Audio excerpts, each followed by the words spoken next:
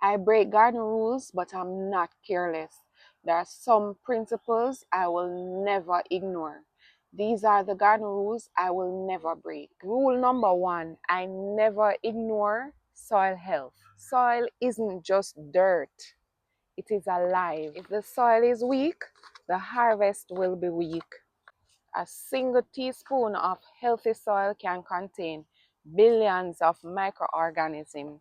You know, these microbes help break down organic matter and release nutrients that the plants need. But when I started adding mulch, compost, organic matter, the soil started getting darker and it started to hold moisture much better. And not to mention, it becomes softer as well.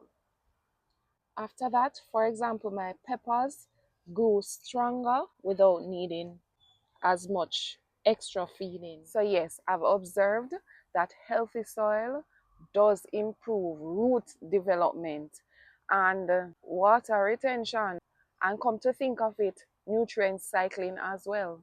So soil health is very much important. I never ignore sunlight requirements.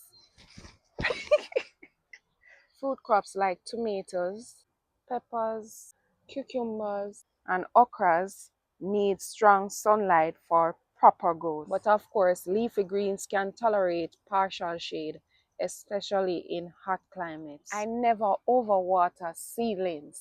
Seedlings, they do need moisture, but they also need oxygen in the soil. So yes, I allow them to remain moist, but not soaking wet. I learned that the hard way. I remember when I just started out, I've lost an entire tray of seedlings, and that's because I keep watering and watering, and so the soil was too wet. And so, of course, the seedlings, they did come, but they were very thin and they collapsed at the base. I don't know if you've ever experienced that. So from that day on, I am better at sowing seeds in trays if and when I do. So what I do now, when I realize that the surface begins to dry slightly, that's when I water. And I realize that my seedlings, they do grow stronger now. Really and truly, when fungi thrive on your plants or your seedlings, it's because the soil is overly wet and the airflow is very poor. So you can take note of that. Another rule, I never reuse diseased soil, because when a plant dies from disease, that soil may contain pathogens that will infect the next crop. I remember once I had a tomato that died in a particular container, and I removed it, plant back another tomato in there, and of course it grew, but as it developed, I realized that the same symptoms started to take over the new one. So from that time till now, if I realize that the soil is diseased, I don't take any risk anymore. What I do is pour out the soil, boil some water, and pour all over the soil. And that will take care of whatever disease is in the soil.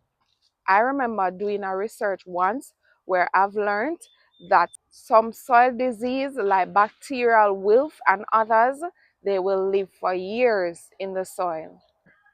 This is where I am very strict. In tropical climates like Jamaica, weeds grow aggressively, as you can see right here.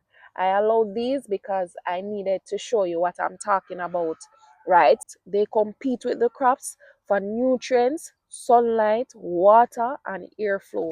So you have to get rid of them, right? You see how vigorous this one grew? Let me tell you, and some of you would have noticed, when weeds grow around young seedlings, they quickly overtake them because they come and they steal, kill, and destroy. I've seen small pepper seedlings struggle because weeds were pulling nutrients and blocking sunlight.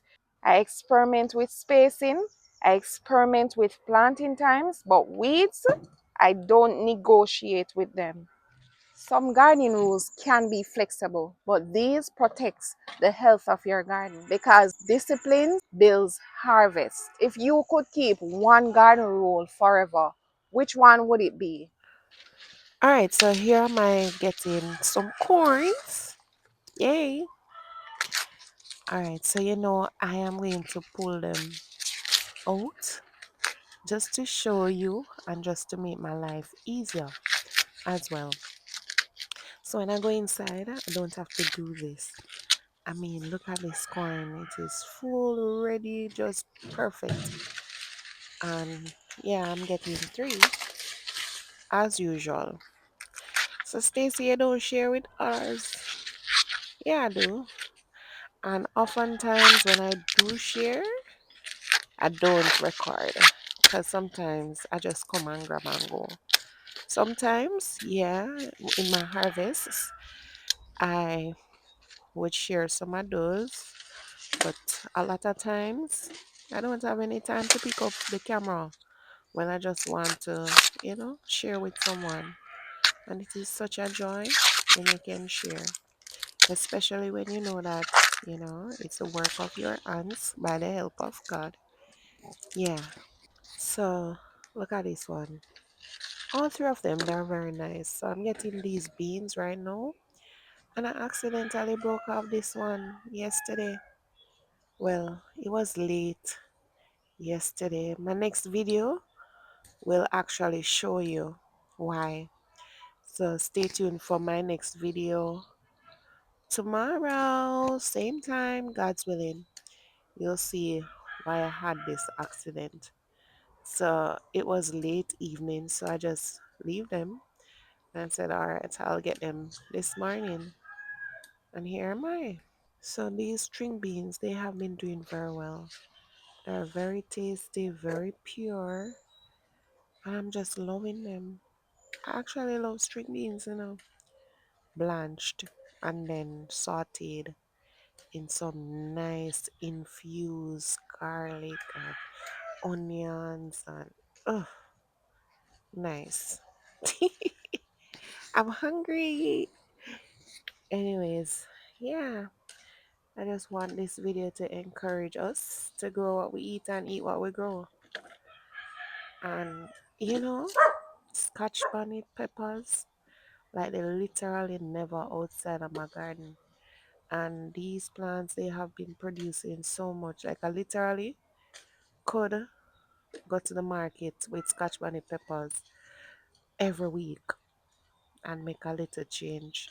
If it's even 10,000 Jamaican dollars, I'm telling you,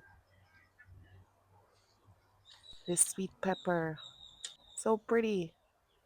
And I'm getting these cayenne peppers, this banana pepper. I've been getting banana peppers, I've been showing you.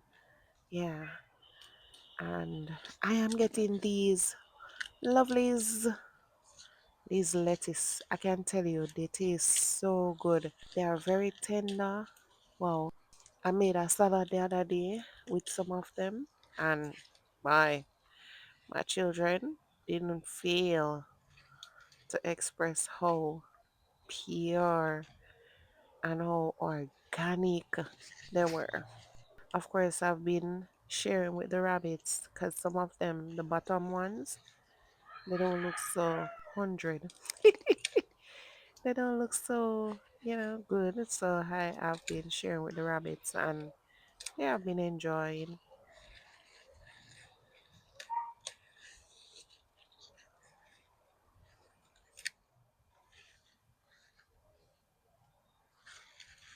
All right, so let's go. Where we're heading to? Where are we heading to? All right, so yeah, we are going to get some more scotches. I kid you not when I tell you that, yeah, I could make some real money from scotches. Growing your own food is like your garden is not complete if you don't have scotch bonnet pepper plant. That's if you're in Jamaica, that is. And I know a lot of you will agree with me. Yeah, it's such a joy to have your own scotchy. So flavorful to your pot. And it's like it's a peace having peace of mind in your garden knowing you have scotchy. Am I right or am I right? Anyways, so let's get these sorrels. I should have gotten them a long time ago. Let me try if I can get them without scissors. So there we go. All right, strong girl, huh? So seeing that I don't have a lot to make my sorrel wine, I use these for tea. Very beneficial. So if you don't know about using these for tea, try it. You will thank me. And also you can do a little research to see what I'm talking about. No, look at this basket. Man, I am so in love. But I need to get these gungus. So what happened? My gungo, they have been drying on the tree. Yes, I'm just getting the dry ones. Another time, I am going to get the green ones, which, you know, that are full and can get before they dry. I do like dry gungo, but I prefer green ones. So, yeah, I know how to combine food, so I'm not worried about the amount because, yeah, I know I got this. Yeah, so it's just a nice feeling getting these babies. Gungo, some people know it as pigeon peas. Yeah, same thing. And I had another gungo tree now. I wasn't paying this much attention, or and it is the one that is flourishing and the other one died. And I'm saying, look at life, sometimes we can be so unfair to ourselves and others because we pour out into other people or other things in our lives and we really, ignore the ones that are the things that really look out for us much more. You, you know where I'm getting at. But anyways, I'm going to leave it there. Um, these mulberries, they have been a blessing. I mean, they taste so good. They taste really, really good. And I'm loving them.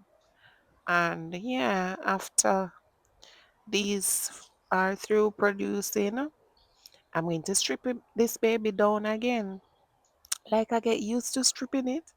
They can produce without stripping, but stripping ensure that they do because then they're forced to.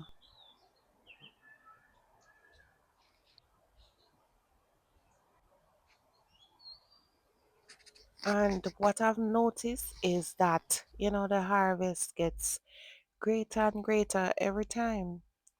And yeah, I'm just loving and enjoying my mulberry plant.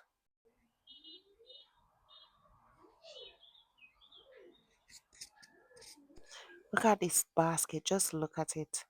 Anyways, getting this Lona, my one cherry, looks so pretty. What would you like from this basket? Comment below and tell me. I hope this video was useful to you. Thank you so much for watching. And until next time, walk good. Come garden with me now, man. And what a nice place to live. Sweet jam.